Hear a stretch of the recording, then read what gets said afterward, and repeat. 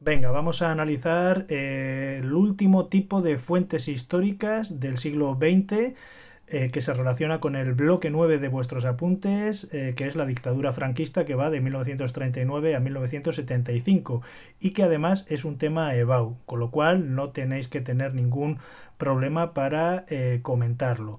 Vale, ya sabéis que este curso no sabemos las fuentes históricas que nos van a caer, pero sí sabemos los temas sobre los que tratan estas fuentes históricas. Bien, pues todos los documentos 5 del siglo XX van a estar relacionados con la crisis final del franquismo. Vale, os recuerdo que este curso os van a poner un texto o una imagen para que podáis elegir. ¿Vale? No nos dicen ese texto y esa imagen si va a corresponder a un siglo o a otro. Sí sabemos que uno va a ser del siglo XIX y otro del siglo XX. Bien, con lo cual la conclusión que tenemos que sacar es que tenemos que prepararnos muy bien textos e imágenes de uno de los dos siglos. Si elegís los del siglo XIX, perfecto. Si elegís los del siglo XX, perfecto también. ¿Vale? Bien, para el documento 5, ya que hemos analizado dos textos, pues he elegido ahora una imagen, ¿vale? Bien, os he puesto en el documento 5C una gráfica, ¿vale? Y en el documento 5D he puesto pues una tabla o un cuadro estadístico con valores absolutos, ¿vale?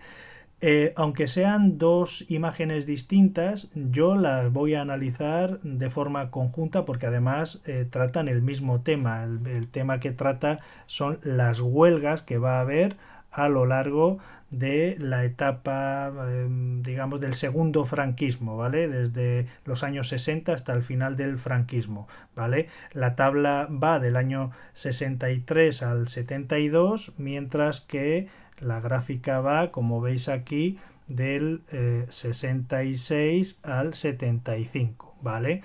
Esta gráfica tiene que ver con el número de horas perdidas por la huelga. Bueno, como trata el mismo tema, yo os voy a hacer el comentario como si fuera uno solo para que lo tengáis más fácil y tengáis más datos porque el examen, la propia imagen nos ofrece datos que podemos manejar en nuestro comentario y además nos lo pueden poner de forma conjunta como hemos visto por ejemplo en la imagen, si no recuerdo mal, del mapa y la gráfica de la crisis, la triple crisis de 1917, ¿vale?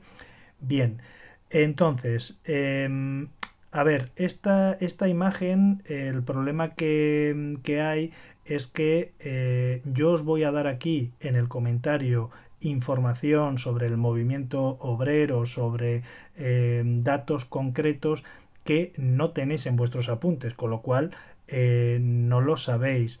No os preocupéis, ¿vale? Porque no creo que sean tan exquisitos a la hora de pediros un montón de datos tan concretos como los que yo voy a contar en el comentario de estas imágenes, pero bueno, precisamente por eso lo hago, ¿vale? Porque trata un aspecto social y económico, evidentemente también político, y bueno, pues con el propio vídeo y con el comentario resuelto, pues simplemente con que lo leáis, ¿vale? Yo lo voy a hacer de, bueno, más o menos de forma exhaustiva hasta donde considere, ¿vale? Y si acaso cayera una imagen similar, bueno, pues para que tengáis la información justa y necesaria para poder comentar. Pero ya os digo, digamos, no os volváis loco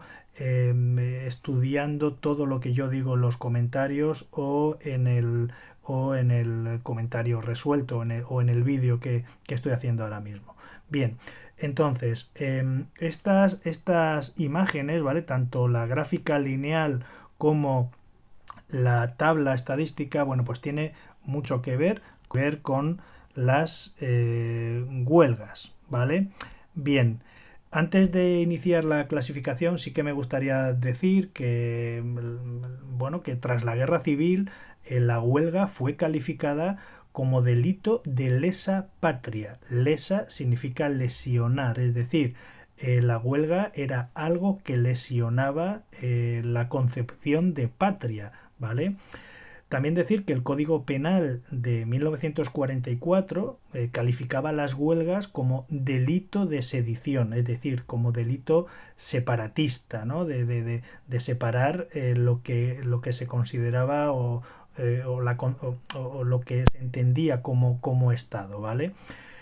Un poco más tarde, la Ley de Convenios Colectivos de 1958, y esto sí que aparecerá en el comentario, es decir, eso significa, hoy existen leyes de convenios colectivos, ¿no? Es decir, eso significa pues una negociación entre empresarios y trabajadores, bueno, pues para fijar una serie de condiciones laborales en la que ambas partes estén de acuerdo, ¿no? Seguramente estéis escuchando pues en la televisión, pues muchas veces, ¿no? El salario mínimo, interprofesional, etcétera, etcétera, la jornada laboral, etcétera. Bueno, pues en el franquismo existe una ley de convenios colectivos de 1958, pero con trampa, digamos, ¿vale? En este sentido, el hecho de que exista esta ley de convenios colectivos implica la posibilidad de que el régimen admitiera situaciones conflictivas, ¿vale? Obviamente nacían esos conflictos de intereses colectivos contrapuestos, ¿no? Por parte de los trabajadores y por parte de los empresarios y del régimen franquista, ¿no? En esa negociación, ¿vale? Vale, quería comentar esto pues para que sepáis de qué vamos a hablar. Vale, con respecto a la gráfica, ¿vale? Quiero que os fijéis en esto, porque nos dice que hay un número de horas perdidas por huelga, pero dice aquí en miles, ¿vale? Estas serían el número de horas perdidos por las huelgas en miles. Así que todos estos números, para obtener un valor absoluto, deberíamos multiplicarlo por 1000, ¿vale? Y así obtendríamos la cifra absoluta o la cifra real de horas perdidas. Pues, por ejemplo, si aquí está en torno a las 1900, ¿vale? A las 1900 horas, porque está un poquito por debajo de esta línea del 2000, pues tendríamos que multiplicarlo por 1000 para obtener las horas absolutas, ¿de acuerdo? Vale, esa es la consideración que quiero hacer de la tabla. Os tenéis que fijar en la fuente, ¿vale? De ambas imágenes, ¿vale? Aquí la tabla y la tenéis aquí, o sea, la gráfica, y aquí la tenéis en la tabla, ¿vale? Vale, muy importante porque nos da también información, ¿vale? La tabla es más completa, ¿vale? Porque nos dice el número de huelgas, nos dice el número de huelguistas que hay, ¿vale? El número de huelguistas, y también nos dice las jornadas de trabajo perdida. Vale, con jornada de trabajo se entiende que son jornadas de trabajo completas, ¿vale? Una jornada de trabajo en la época franquista pues estaba en torno a las 8 horas diarias por 6 días que se trabajaba de lunes a sábado, pues sería en torno a unas 48, a 48 horas semanales. Sí que es verdad que debido a esa negociación colectiva, de esa ley de convenios colectivos, bueno, pues se fue bajando a lo mejor a 44 horas y tal. Bueno, esto más o menos es lo que yo quiero que sepáis. Otro dato importante que quiero destacar antes de comenzar a comentar las imágenes es que digamos que desde 1963, por eso empieza aquí esta tabla, a partir de 1963 el Ministerio de Trabajo y luego un poco más tarde, desde 1966, la Organización Sindical Española, es decir, la OSE famosa, el sindicato vertical, comenzaron a elaborar informes anuales sobre la conflictividad laboral que permiten apreciar, obviamente a pesar de sus insuficiencias, digamos, de falsear un poquito las estadísticas, puesto que son ellos, es el propio régimen franquista quienes hacen estas estadísticas, bueno, pero aún así nos permiten tener, bueno, pues una primera aproximación del número de conflictos que había. Para que tengáis una idea, solamente, por ejemplo, en 1963, que aquí refleja 241 huelgas, esa es la fuente que utiliza, además aquí no nos lo dice, pero bueno, es la fuente que utiliza Manuel Tuñón de Lara, porque estudios posteriores, yo he consultado por ejemplo, el libro de la dictadura franquista de Marcial Pons, del historiador de Riquer, y para el año 1963 pues da la cifra de 777 huelgas. Como veis, nada que ver. Puede deberse a muchos factores. Puede deberse a que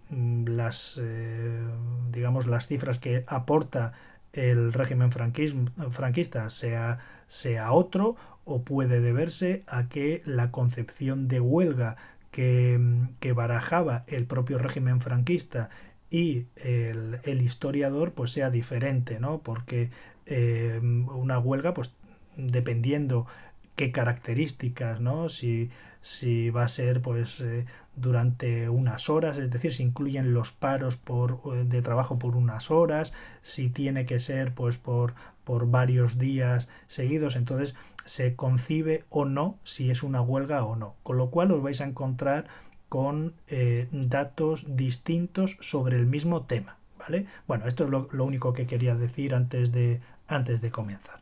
Vale, bueno, ahora ya sí, vamos a comenzar. Bueno, voy a ir subiendo y bajando porque voy a ir comentando varios aspectos y ya está. Bueno, en primer lugar, como siempre, tenemos que hacer mención a la clasificación, ¿vale? Bueno, ya sabéis que la pregunta que nos hace la EBAU es exactamente la misma, ¿vale? Que nos han hecho para los textos que hemos analizado, es decir, que bueno, pues señalemos las ideas fundamentales, en este caso de la imagen, lo contextualicemos y luego en la pregunta asociada citemos dos cosas: los grupos de oposición al franquismo y los problemas internos dentro del franquismo. Vale, bueno, pues en primer lugar, como siempre, dentro de la clasificación hay que destacar el origen.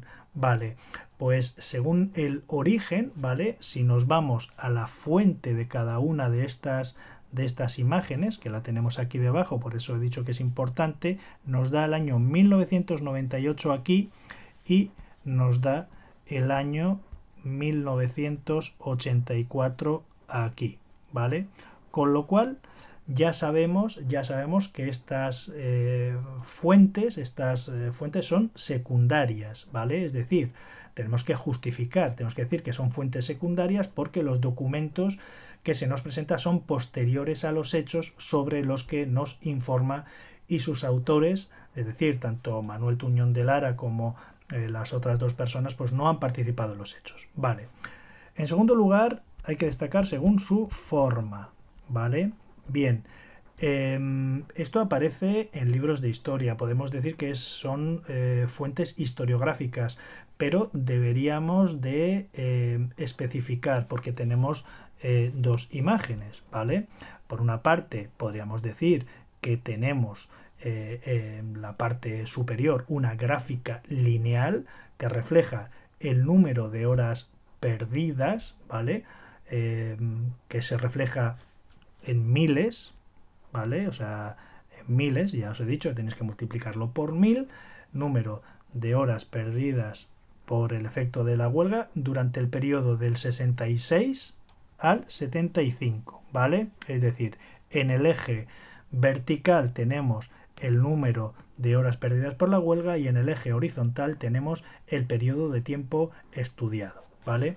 Mientras que en la tabla, ¿vale? Mientras que en la parte inferior tenemos una tabla o cuadro, ¿vale?, de datos absolutos, porque nos dan los datos concretos, datos absolutos, que está relacionado con la cuantificación de las huelgas, ¿vale?, en el periodo de 1963 a 1972, donde se detalla el número de huelgas, donde se detalla el número de huelguistas y las jornadas de trabajo perdidas, que también ya he comentado, ¿vale?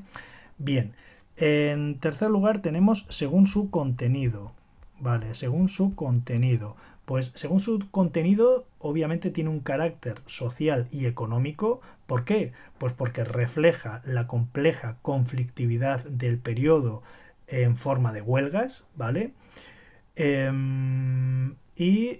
También es político, ¿vale? El tema también es político porque manifiesta un periodo concreto y crítico del franquismo, que es el desarrollismo, ¿vale? El desarrollismo va de 1959, ¿vale?, desde el plan de estabilización del 59 hasta 1975, hasta el final. Es lo que se conoce como el segundo franquismo y está caracterizado por un crecimiento económico considerable y una transformación social importante, sin que ello implicara reformas políticas, ¿vale? Bien, con respecto a su autoría, los autores, ¿vale?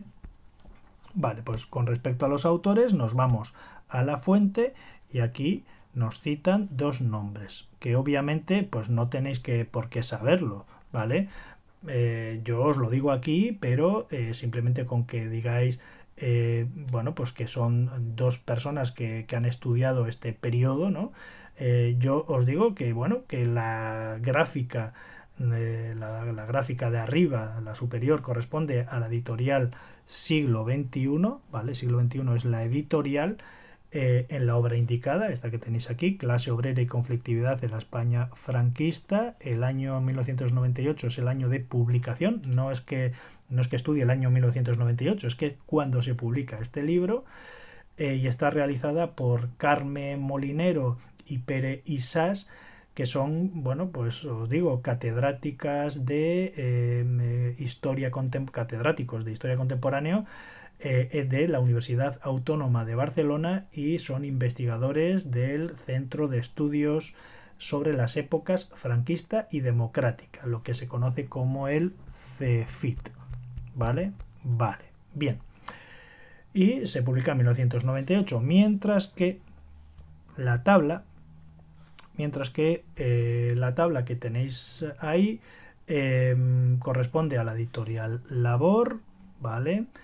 La obra indicada, que es La España bajo la dictadura franquista, y está realizada por Manuel Tuñón de Lara. Esta a lo mejor si os suena porque es un historiador famoso, es un historiador que en los años de la Segunda República desempeñó un papel como activista estudiantil de ideología comunista, que al terminar la guerra civil bueno, pues intenta exiliarse, pero es detenido, creo que en Alicante, y estuvo preso varios meses. Pudo exiliarse a Francia en 1946, donde residió allí 35 años. Su mayor labor investigadora la realizó en el exilio, ¿vale? Bien, por último tenemos el destinatario, pues obviamente el destinatario, a ver.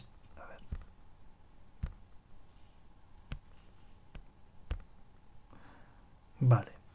Tenemos después que analizar el destinatario,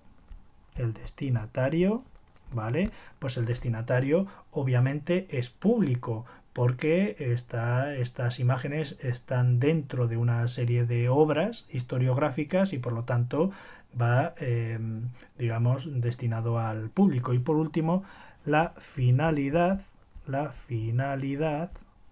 ¿vale?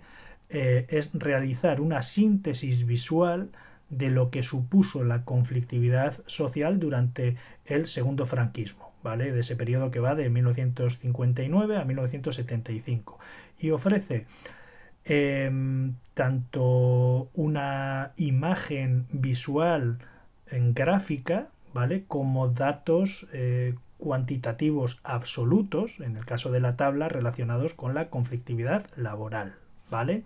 Bien, bueno, viendo esto, Viendo esto, ya sabéis que en segundo lugar tendríamos que destacar el análisis. Vale, el análisis. Vale, siguiendo los 4 pasos del comentario de las imágenes, bueno, pues también primero tenemos que destacar una idea general de lo que nos quiere decir la imagen y luego, bueno, pues tenemos que ir comentando de forma ordenada o siguiendo pues un orden, ¿vale? Las distintas partes de la gráfica. Como es una gráfica y una tabla en la cual nos dan periodos de años, ¿vale? Nos dan años, ¿vale? Aquí y en la gráfica también, pues lo suyo es que estructuremos nuestro comentario en función de los años, ¿vale? Bien, yo os voy a dar aquí algunas directrices, algunos datos para que, bueno, pues tengáis una idea más o menos general y podáis comentar algo, ¿vale? Pero la idea general sí que se puede ver bastante bien. Podríamos decir que esta idea general nos aporta tanto la gráfica lineal como la tabla o cuadro de datos absolutos, las dos cosas, es que nos da una idea del volumen global alcanzado por la conflictividad del movimiento obrero a partir de la década de 1960, ¿vale? Podemos decir que hubo coyunturas notablemente complicadas, como el bienio 1962-63. El 62 no aparece, pero el 63 sí. El 62-63 es bastante conflictivo, por lo que vamos a contar a continuación. Luego también hay que destacar el año 1967, donde estos números crecen bastante.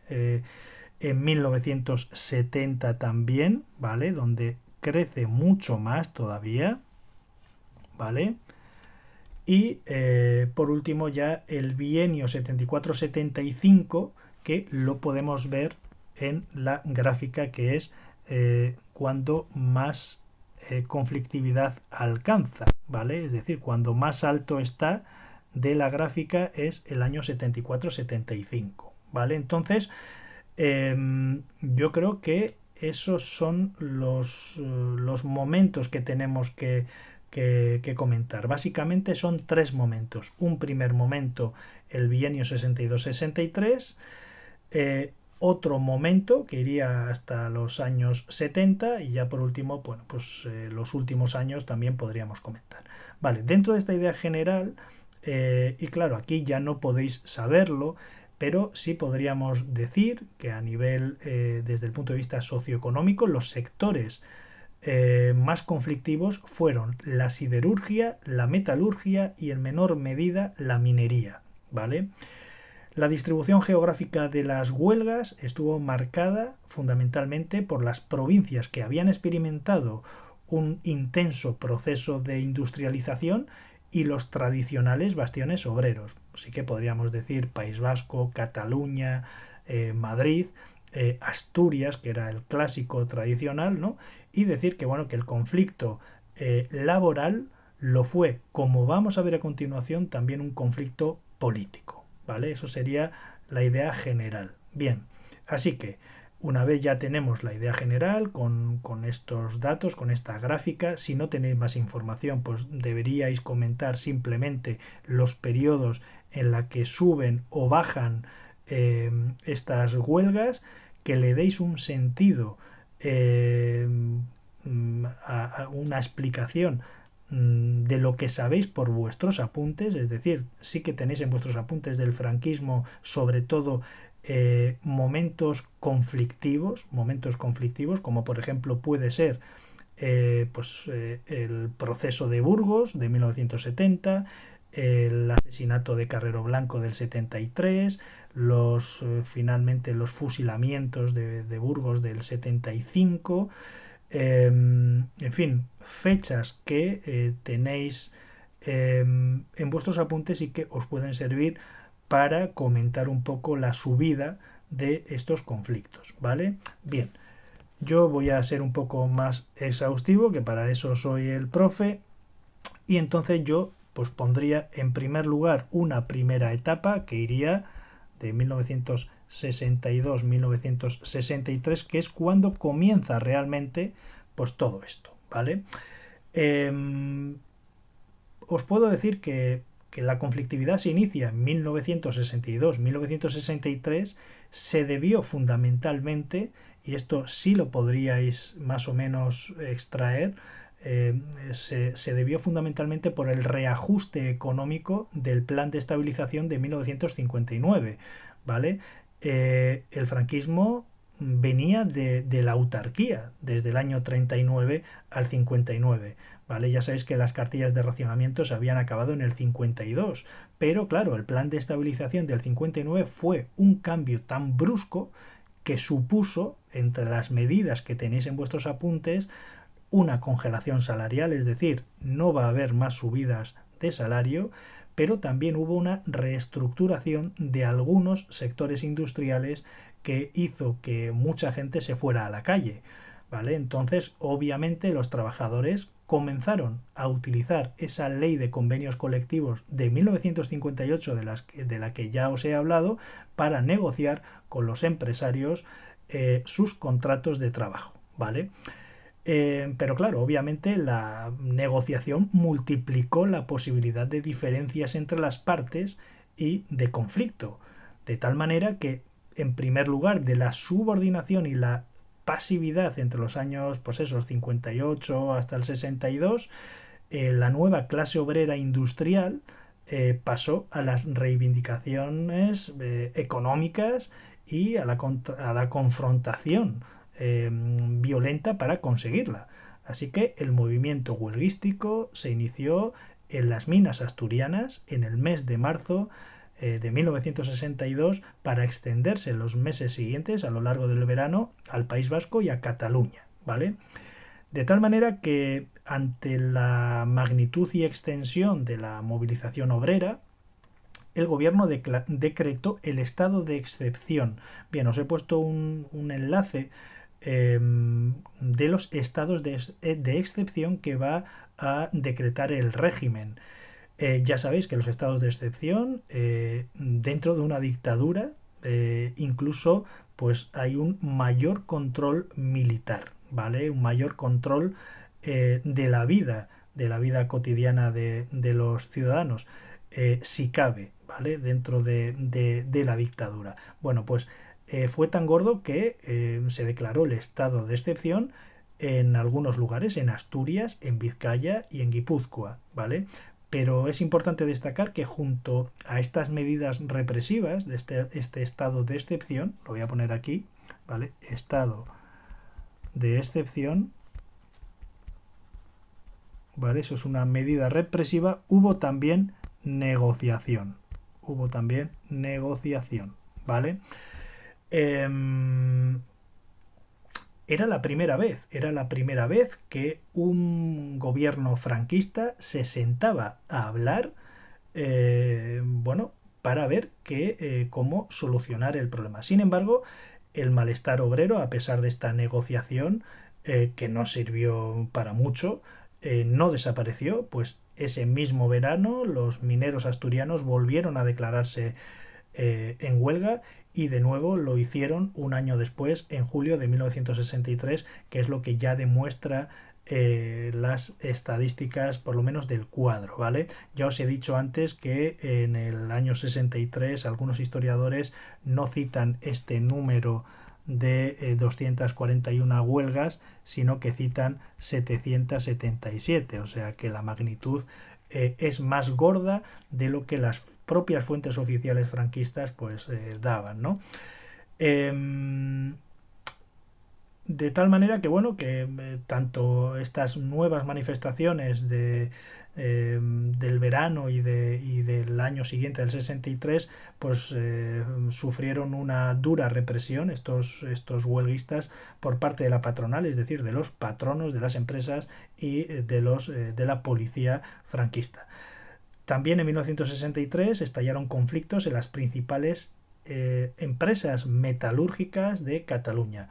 Y nada, como conclusión de esta primera etapa de 1962-63, que es cuando arranca este movimiento obrero, decir que los historiadores han considerado que estas protestas fueron la última oleada de huelgas de carácter esporádico, fruto de un estallido de indignación en momentos puntuales, ¿vale?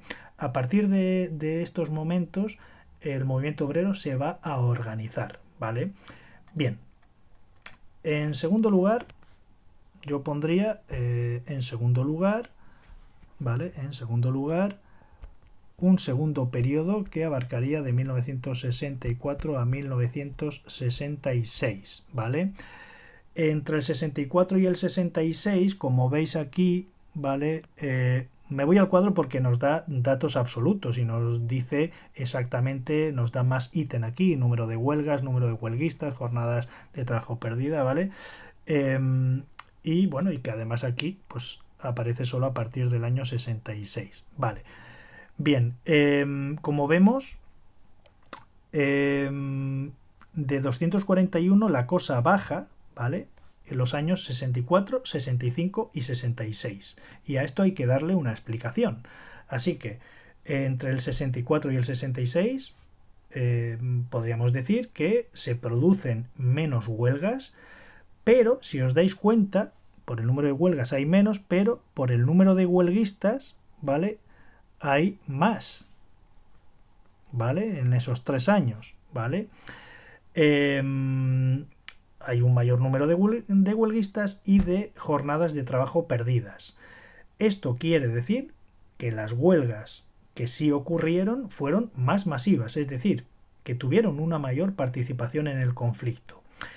Y esto hay que darle una explicación. En primer lugar, es fundamental tener en cuenta que la dura represión ejercida por el régimen tras la oleada huelguística del 62-63 que hemos comentado antes, especialmente en Asturias, Guipúzcoa y Vizcaya, pues Franco recurrió al estado de excepción, a las detenciones masivas, a la vigilancia policial, al exilio forzado de dirigentes obreros que les hacían irse, obviamente, porque les iban a atrapar y a meterles en la cárcel, y estas, digamos, estas medidas represivas lograron desarticular parcialmente las redes clandestinas del movimiento obrero, ¿vale?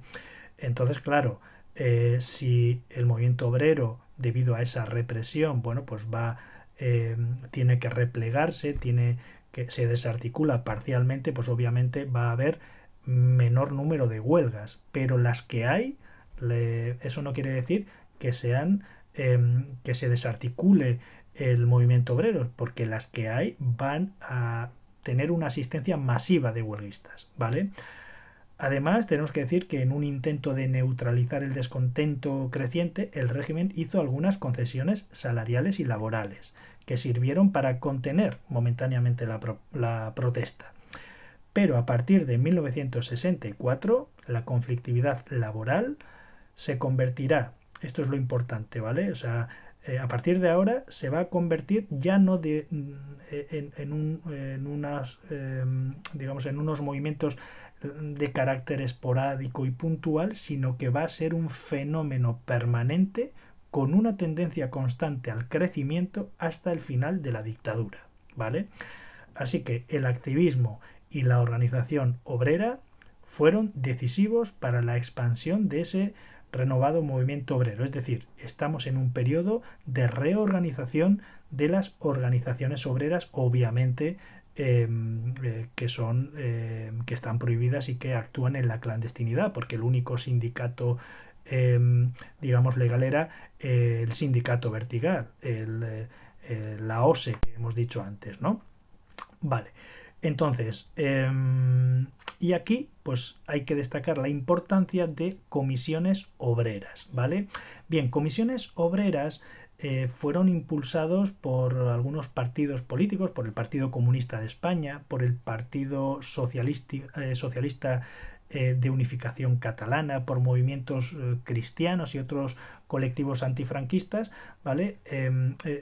Son los que, digamos, crean este tipo de comisiones momentáneas, es decir, de reuniones de obreros antifranquistas que surgieron en conflictos puntuales, pero que poco a poco se van a convertir en un movimiento estable y organizado, ¿vale? Se trataba estas comisiones obreras de órganos de representación de los trabajadores elegidos en asamblea de forma democrática, eh, y su táctica, la táctica que tuvieron en estos momentos que eran ilegales, pues obviamente fue infiltrarse en los sindicatos verticales franquistas para, bueno, pues intentar obtener las mayores ventajas, ¿vale? Uno de los fundadores de estas comisiones obreras fue Marcelino Camacho. Os voy a poner una biografía para que sepáis quién es esta persona. Y decir que en las elecciones sindicales de 1966, y sí, hay que destacar que de hecho es uno de los grandes bulos actuales, ¿no? Que en el franquismo pues había elecciones sindicales, pero claro, esto todo hay que explicarlo.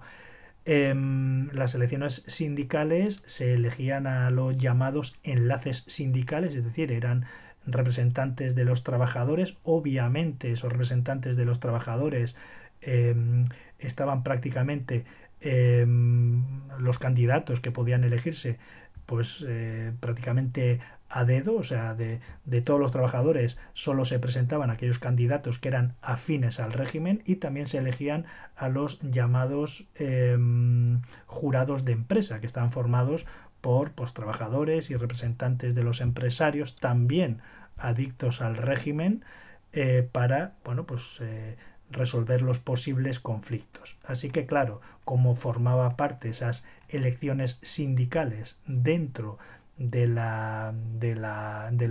sindicato vertical, ¿no? De la OSE.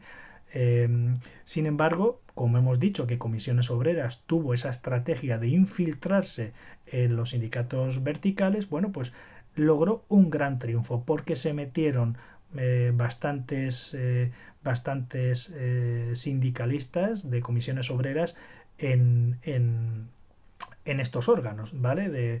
De representación para mediar en los conflictos, ¿vale? Bien, eso es lo que yo diría en esta segunda etapa. Y por último, ¿vale? Por último, la tercera etapa, una tercera etapa que abarcaría pues desde 1967. Voy a citar aquí años importantes porque los conflictos van a rebrotar en 1967, en 1970 y sobre todo en el bienio 1974-1975, ¿vale?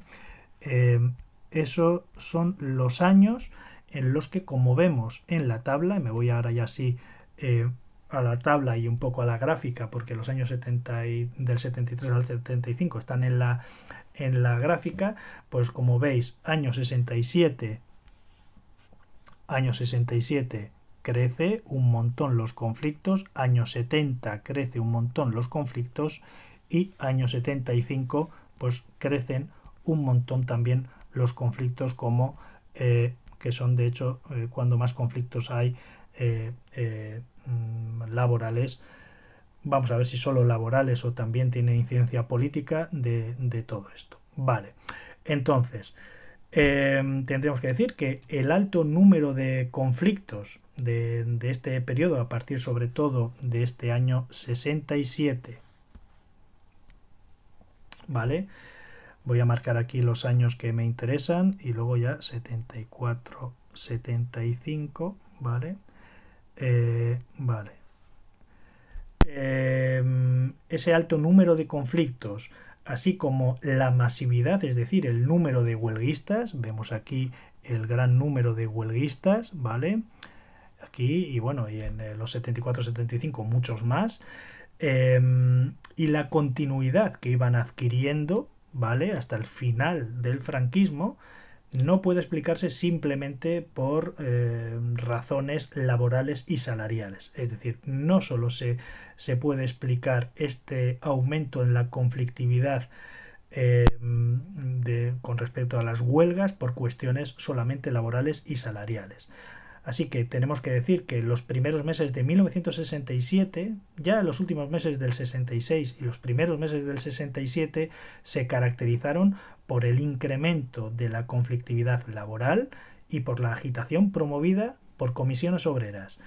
De tal manera que el 16 de marzo de 1967 el Tribunal Supremo declaró explícitamente, si ya eran ilegales todos los sindicatos o todas las reuniones de trabajadores y tal, bueno, pues el 16 de marzo de 1967 el propio Tribunal Supremo declaró explícitamente la ilegalidad de comisiones obreras, ¿vale?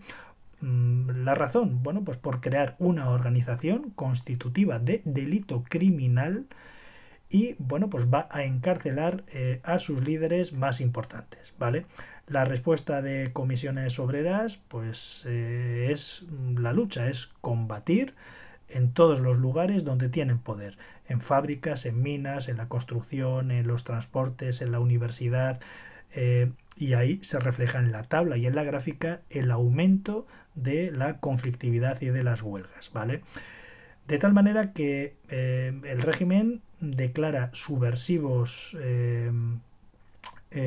o sea, subversivos a todos estos huelguistas, los declara incluso sediciosos y va a declarar sucesivos estados de excepción entre 1967 y 1970.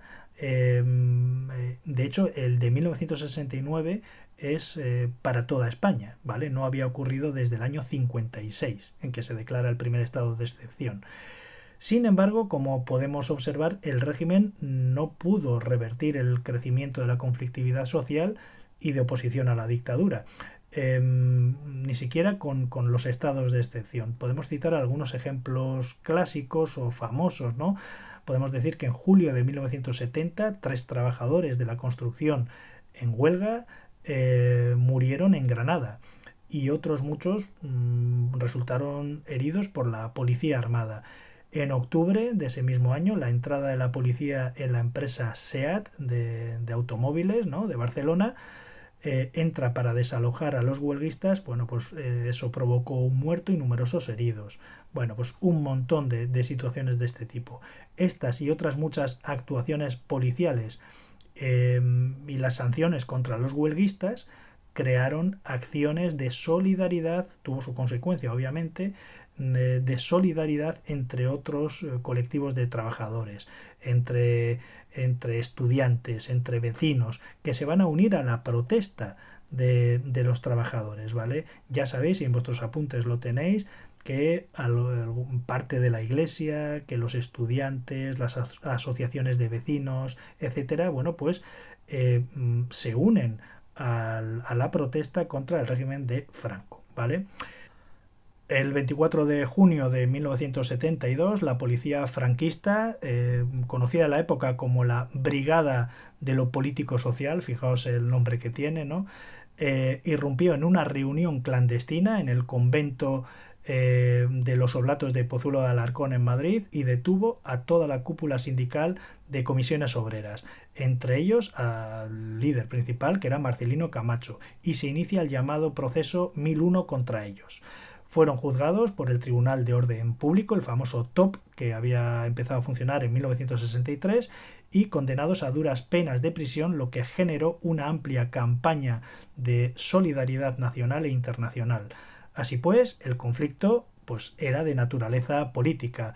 Las huelgas suponían el cuestionamiento del régimen y aunque la mayoría de las acciones colectivas no tuvieron como una causa inmediata demandas políticas, sí tuvieron consecuencias de ese tipo. Y así lo entendía el propio sistema, que decía: un conflicto laboral es siempre un problema político y de orden público, como decía así el Ministerio de Trabajo de 1972. Y por último, esto sí que lo tendríais que citar, 3 cosas que avivaron toda esta conflictividad social. El proceso de Burgos de 1970, ¿vale? Importante, proceso de Burgos de 1970, que actuó como un detonante clave en el descontento social. porque la dureza de condenas y la amenaza de pena de muerte contra militantes de ETA activaron una ola de solidaridad nacional e internacional. Las huelgas y manifestaciones en fábricas y centros de trabajo durante y después del proceso demostraron que los trabajadores ya no luchaban solamente por mejoras salariales o laborales. En segundo lugar, la crisis del petróleo de 1973 que agudizó aún más la situación por el desempleo, por la inflación, por la pérdida de poder adquisitivo, empujó a la clase trabajadora a nuevas movilizaciones en un país que no contaba con una negociación colectiva real, ¿vale? A pesar de esa ley de convenios colectivos, era todo un circo. Las huelgas se multiplicaron, como vemos en las gráficas y en la tabla. La respuesta del régimen fue de nuevo represiva. Y finalmente los fusilamientos del 75, los fusilamientos del 75, los fusilamientos de septiembre de 1975, en los que fueron ejecutados 5 miembros de ETA y del FRAP, marcaron un punto de no retorno. Así que a pesar de la proximidad de la muerte de Franco, el régimen reafirmó su autoridad con violencia, provocando una protesta internacional sin precedentes, y en el interior el movimiento obrero con huelgas, paros y actos de desobediencia. Así que esto es lo que podríamos comentar en cuanto a las ideas principales. Vamos al punto número 3, que sería el contexto histórico. Vale, el contexto histórico.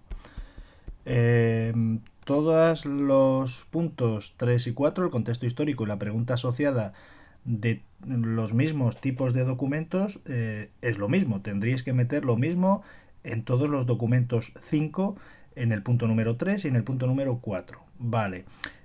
Como este comentario de esta fuente histórica tiene que ver con cuestiones económicas y sociales, sí que podríamos meter en este contexto histórico, bueno, a modo de introducción en este contexto histórico, pues esta parte de aquí, ¿no? Decir, por ejemplo, que con el desarrollismo, la economía experimentó entre 1960 y 1973 pues un claro crecimiento, y eso pues hizo que se produjeran importantes transformaciones sociales, ¿vale?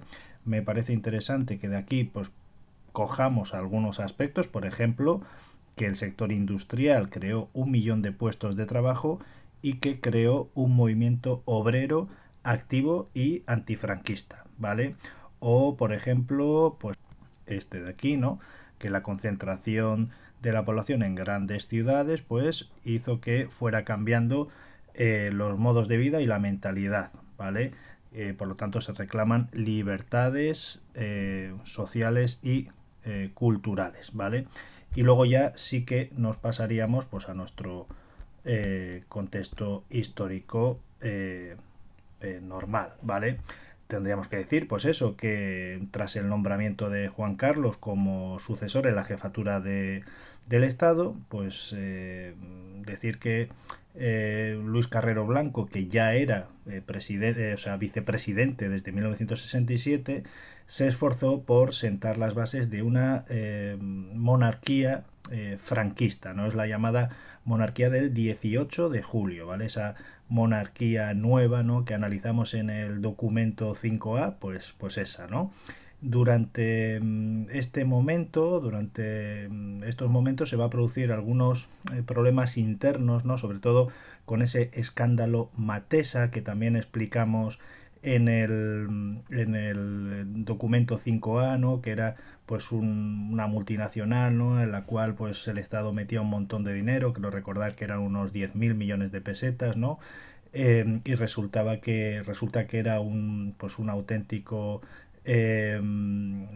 caso de corrupción, porque ese dinero, en lugar de ser invertido en la empresa, pues se lo quedaban los propios dirigentes, los propios directivos de la empresa, ¿no? Eso provocó pues una serie de problemas internos, ¿no? Evidenció una división interna dentro del franquismo, y después de eso pues Franco hizo que se configurara un gobierno que se conoció como el gobierno monocolor, ¿vale? Un gobierno monocolor con personas adictas a Luis Carrero Blanco, que era obviamente un franquista puro, ¿vale? Bien, luego decir también que a principios de 1973 Franco va a tener pues ciertos problemas de salud, ¿no? Y va a elegir a Luis Carrero Blanco, ¿vale? Aquí tenemos el caso Matesa, pues va a elegir a Luis Carrero Blanco como nuevo presidente del gobierno, pero duraría poco, porque del 9 de junio en que es elegido presidente del gobierno, pues va a ser asesinado por ETA el 20 de diciembre de 1973, caso que también analizamos en el documento 5A, ¿vale? Tras la muerte de Luis Carrero Blanco, pues le va a suceder Carlos Arias Navarro, ¿vale? A este le llamaban el carnicerito de Málaga. Y bueno, pues este tiene que hacer frente a un montón de problemas, tiene que hacer frente a la crisis económica derivada de la crisis del petróleo, tiene que hacer frente derivada de esa crisis al orden público, ¿no? Con un montón de huelgas, manifestaciones, etcétera, ¿vale? Y él va a intentar realizar una serie de, bueno, pues algunos actos de apertura, pero es una apertura que en realidad no lo es. Ese intento de apertura se le conoce como el espíritu del 12 de febrero, que es cuando, bueno, pues él ante las Cortes pues realiza este, este discurso, ¿no? Que tenéis aquí, que podéis leer, y que en realidad no era ningún tipo de apertura, ¿vale? Bien, y luego ya, pues por último, decir la conclusión, que en el año 75 pues se va a desmoronar ya el régimen por cuestiones tanto externas como internas, ¿vale? Cuestiones externas, pues hay que destacar la revolución de los claveles que hay en Portugal en abril del 74, ¿vale? Que comienza curiosamente en las colonias, pues obviamente deja al franquismo como la única dictadura que hay en la Europa occidental. Y luego los juicios de Burgos de septiembre de 1975, ¿no? En la cual bueno, pues se amenazó con, bueno, se amenazó, fueron condenados a muerte algunos miembros de ETA, cosa que al final pues no se llevó a cabo, pero pues llevó a cabo un montón de protestas, etcétera, y hay que destacar también, tuvo una gran repercusión, ¿no? De apoyo a los miembros de ETA a nivel internacional, para que no los mataran.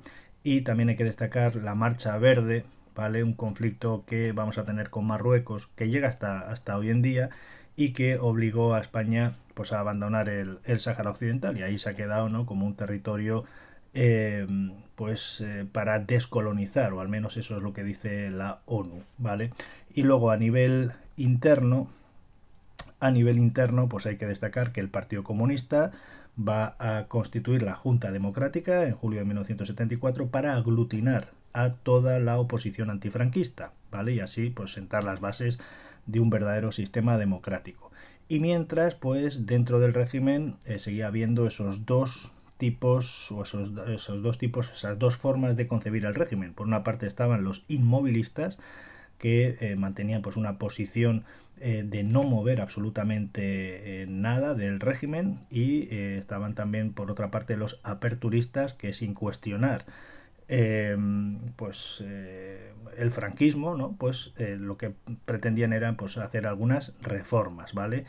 Y en mitad de todo esto pues es cuando muere Franco, ¿vale? El 20 de noviembre de 1975, ¿vale? Bien, y por último tendríamos que hablar de la pregunta asociada, ¿vale? Aquí también tendréis que meter lo mismo que hemos metido en el resto de documentos 5, asociada, ¿vale?